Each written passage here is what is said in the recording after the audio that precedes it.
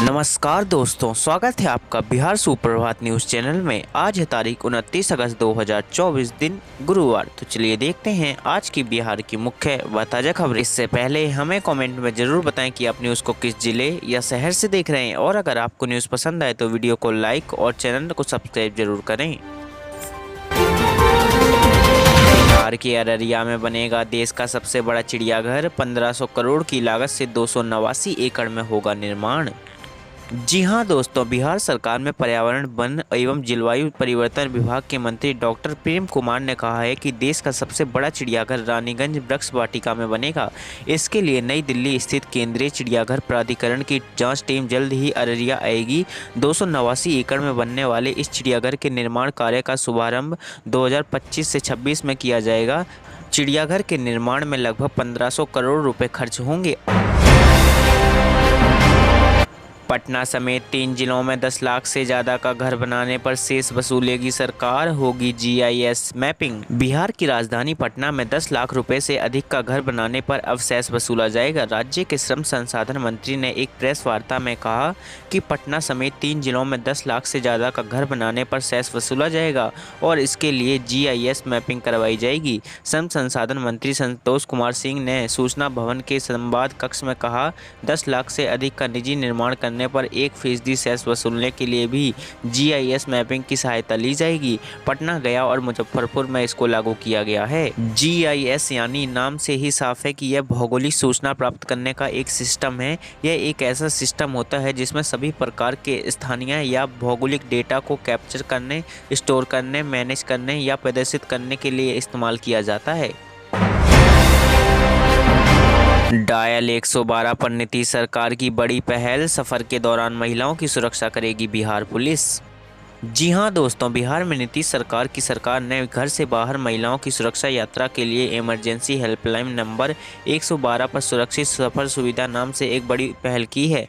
राज्य में ट्रैवल के दौरान महिलाएं अगर कोई खतरा या असुरक्षा महसूस कर रही हैं तो इस नंबर पर फ़ोन करके पुलिस से सुविधा मांग सकती हैं। पुलिस महिला की सुरक्षित यात्रा सुनिश्चित करेगी। इमरजेंसी नंबर 112 की सेवा का संचालन केंद्र सरकार के निर्भया फंड से होता है, जिसके तहत औरतों और बच्चों के सामने सुरक्षा के लिए मदद मांगने के कई तरह के विकल्प होते हैं। बिहार पुलिस की सुरक्षित सफर सुविधा को 5 सितंबर से पहले 6 जिलों में और 15 सितंबर से राज्य भर में लागू किया जाएगा। 5 सितंबर से महिलाओं के लिए यह सुविधा पटना, गया, नालंदा, मुजफ्फरपुर, बेगूसराय और भागलपुर में शुरू हो जाएगी। त्योहार में बिहार आने के लिए नो टेंशन, चलाई जाएंगी स्पेशल ट्रेनें। पर्व त्योहार का सीजन आने वाला है। त्योहार के इस मौके पर बिहार से बाहर रहने वाले लोग अपने घरों तक पहुंचने के लिए पूरी कोशिश करते हैं। इस सीजन के दौरान ट्रेनों में टिकट हासिल करना एक टेढ़ी खीर है, लेकिन त्योहार को देखते हुए रेल मंत्रालय ने बिहार आने जाने वाले यात्रियों के लिए स्पेशल ट्रेन चलाने का ऐलान किया है। रेलवे आने वाले पर्व त्योहार के दौरान यात्रियों के सुगम आवागमन के लिए स्पेशल ट्रेनें चलाएगी। पटना दानापुर से आनंद विहार के लिए स्पेशल ट्रेनें चलेंगी। पूर्व मध्य रेलवे के मुख्य जनसंपर्क अधिकारी सरस्वती चंद्र ने बताया कि 02391 पटना दानापुर से आनंद विहार स्पेशल 5 अक्टूबर से 9 नवंबर तक प्रत्येक शनिवार को पटना से तथा 02392 आनंद विहार पटना स्पेशल 6 अक्टूबर से 10 नवंबर तक प्रत्येक रविवार को आनंद विहार से चलेंगी। गंगा ने बढ़ाई मुसीबत, पटना दियारा इलाके के 76 स्कूल हुए बंद। टीचर के डूबने के बाद आदेश हुआ जारी। गंगा नदी में उफान को देखते हुए जिले के दियारा इलाके के 76 स्कूलों को 31 अगस्त तक के लिए बंद कर दिया गया है। डीएम डॉक्टर चंद्रशेखर सिंह ने मंगलवार को इसका आदेश जारी किया था। जल स्तर बढ़ने और नदी की धारा तेज होने की वजह से स्कूली बच्चों और शिक्षकों के जीवन और स्वास्थ्य पर कोई खतरा ना हो, इसको देखते हुए तत्काल प्रभाव से स्कूलों को बंद कर दिया गया है। जिन 76 स्कूलों को बंद किया गया है उनमें अधमगोला, बाढ़, बख्तियारपुर, दानापुर, फतुआ, मनेट, मोकामा और पटना सदर के दियारा क्षेत्र की अलग अलग पंचायतों के स्थित हैं। अथमगोला में 4 स्कूल, बाढ़ में 1 स्कूल, बख्तियारपुर में 23, दानापुर में 42, फतुआ में 1, मनेर में 2, मोकामा में 1 स्कूल बंद हो चुके हैं। कौन बनेगा बिहार का मुख्य सचिव? इन 7 आईएएस अधिकारियों के नाम की चर्चा। के पाठक भी हैं रेस में शामिल। राज्य में नए मुख्य सचिव की खोज तेज हो गई है। 4 दिन बाद यानी 31 अगस्त को मौजूदा मुख्य सचिव ब्रजेश मेहरोत्रा सेवानिवृत्त हो रहे हैं। इसे ध्यान में रखते हुए राज्य सरकार बिहार कैडर के मुख्य सचिव रैंक में मौजूद 7 IAS अधिकारियों में से किसी एक की तलाश में जुट गई है। 1989 बैच के IAS अधिकारी ब्रजेश मेहरोत्रा के सेवानिवृत्त होने के बाद सबसे उपयुक्त विकल्प के लिए जोर आजमाइश बेहद तेज हो गई है। हालांकि पिछले परिपाटी को देखें तो सूबे के विकास आयुक्त ही मुख्य सचिव बनते रहे।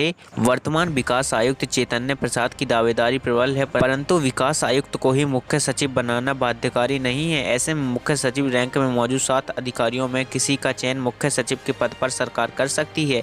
यह पूरी तरह से सरकार के अधिकार क्षेत्र का मामला है। बिहार के 2 टीचर्स को मिलेगा राष्ट्रीय पुरस्कार। मीनाक्षी और सिकेंद्र को शिक्षक दिवस पर राष्ट्रपति करेगी सम्मानित। जी हां दोस्तों, बिहार के 2 शिक्षकों को राष्ट्रीय पुरस्कार के लिए चयनित किया गया है। इनमें एक मधुबनी के शिव गंगा गर्ल्स +2 स्कूल की मीनाक्षी कुमारी और कैमूर के तरहनी के न्यू प्राइमरी स्कूल के सिकेंद्र कुमार शामिल हैं। 5 सितंबर पर राष्ट्रपति द्रौपदी मुर्मू सम्मानित करेंगी। सिकेंद्र कुमार सुमन ने बताया कि उनके विद्यालय में 52 बच्चे नामांकित हैं। सभी बच्चों का अपना ईमेल ID है। विद्यालय में CCTV कैमरे और ऑटोमेटिक बेल में लैस हैं। विद्यालय में स्मार्ट क्लास की सुविधा है जिसका लाभ छात्रों को मिल रहा है। विद्यालय में पहुंचने के बाद देखने पर ऐसा लगता है कि जैसे किसी निजी प्ले किड्स स्कूल में हैं। लगता ही नहीं है कि यह सरकारी विद्यालय है। विद्यालय के बच्चों में सबसे खास बात यह है कि उनकी साप्ताहिक परीक्षा ऑनलाइन हो रही है। इसके लिए प्रभारी प्रधानाध्यापक ने बच्चों के अभिभावकों से आगे करके उन्हें मोबाइल सुविधा उपलब्ध कराई है। बच्चों का रिजल्ट ऑनलाइन जारी किया जा रहा है, इसे स्वयं बच्चे देख रहे हैं। बिहार में मछली पालकों की बढ़ेगी कमाई, बिजली बिल में भी मिल सकती है छूट। अधिकारियों को मिला नया निर्देश। पशु व मत्स्य संसाधन मंत्री रेणु देवी ने विभागीय अधिकारियों को मछली उत्पादन बढ़ाकर वार्षिक लक्ष्य 12 लाख टन करने के निर्देश दिए हैं। उन्होंने इसके लिए अधिकारियों को कार्य योजना बनाकर मछली पालकों को विशेष तौर पर प्रोत्साहित करने का लक्ष्य भी दिया है। रेणु बुधवार को बामेती में राज्य में मछली पालन योजना विषय पर आयोजित कार्यशाला को संबोधित कर रही थी। उन्होंने कहा कि 2008 से अब तक कृषि रोड मैप के आधार पर मछली उत्पादन तो बढ़ा है, लेकिन इसे और बढ़ाना चाहिए। राज्य में 2023 से 24 में 8 लाख टन मछली का उत्पादन हुआ है। मंत्री ने अधिकारियों को मछली पालन की योजनाओं की जानकारी अधिक से अधिक लोगों तक पहुंचाने का दायित्व भी अधिकारियों को दिया है। साथ ही कहा कि मछली पालन योजना का लाभ गरीबों को मिले ताकि उनकी आर्थिक स्थिति में सुधार हो सके। बिहार के DGP RS भट्टी को केंद्र ने दी नई जिम्मेदारी। IPS दलजीत सिंह चौधरी को BSF की मिली कमान।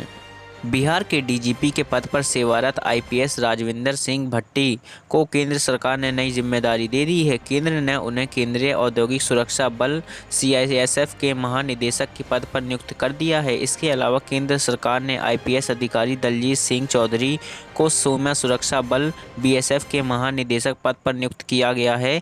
चौधरी अभी SSB के महानिदेशक के रूप में कार्यरत थे। बता दें कि RS भट्टी बिहार कैडर के 1990 बैच के IPS अधिकारी हैं। वहीं दलजीत सिंह चौधरी भी UP कैडर के 1990 बैच के ही IPS अधिकारी हैं।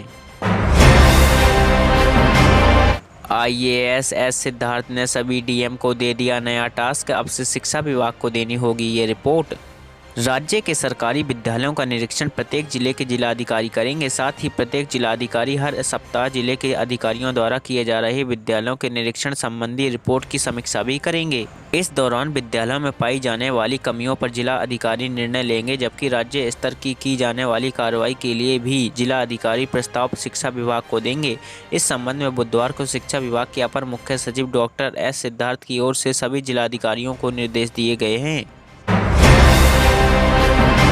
महिला डॉक्टरों के लिए नाइट ड्यूटी के नियम बदले। अस्पतालों की सुरक्षा पर चौकसी, नियुक्त होंगे मुख्य सुरक्षा अधिकारी।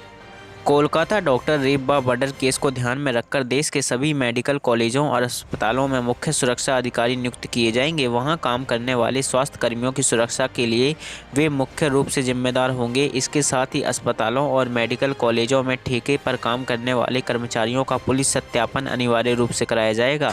सुप्रीम कोर्ट के निर्देश पर केंद्रीय गृह सचिव गोविंद मोहन और स्वास्थ्य सचिव अपूर्ण चंदा की अध्यक्षता में राज्यों के मुख्य सचिवों और पुलिस महानिदेशकों के साथ हुई हुई वर्चुअल बैठक में इस तरह के कई फैसले लिए गए। स्वास्थ्य मंत्रालय के एक वरिष्ठ अधिकारी ने कहा कि इन फैसलों से मेडिकल कॉलेजों और अस्पताल सुरक्षा के हालात में तात्कालिक सुधार में मदद मिलेगी। आरजीकर मेडिकल कॉलेज के पूर्व प्रिंसिपल संदीप घोष पर गिरी गाज, इंडियन मेडिकल एसोसिएशन ने रद्द की सदस्यता।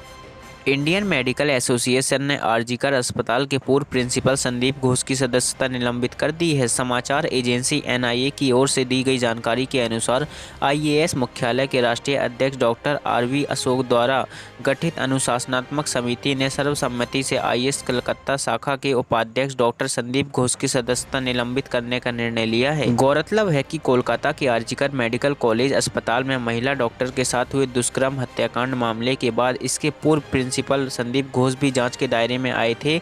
संदीप घोष ने घटना के अगले ही दिन कॉलेज के प्रिंसिपल पद से इस्तीफा दे दिया था।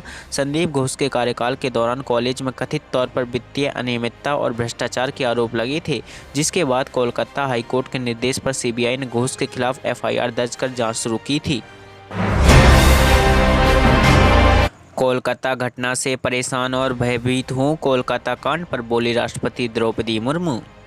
कोलकाता में डॉक्टर के रेप और मर्डर के भीवस मामले पर राष्ट्रपति द्रौपदी मुर्मू की भी प्रतिक्रिया सामने आई है। उन्होंने बुधवार के किसी भी सभ्य समाज में बहनों और बेटियों के साथ इस तरह की बर्बरता नहीं होने दी जा सकती। उन्होंने कहा कि कोलकाता में छात्र, डॉक्टर और नागरिक प्रदर्शन कर रहे हैं।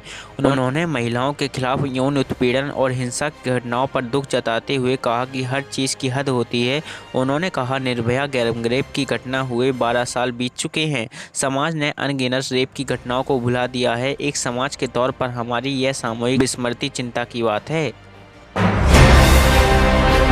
तो ये थे आज के मुख्य और बड़ी खबरें। अगर आपको न्यूज़ पसंद आई हो तो वीडियो को लाइक और चैनल को सब्सक्राइब जरूर करें। धन्यवाद।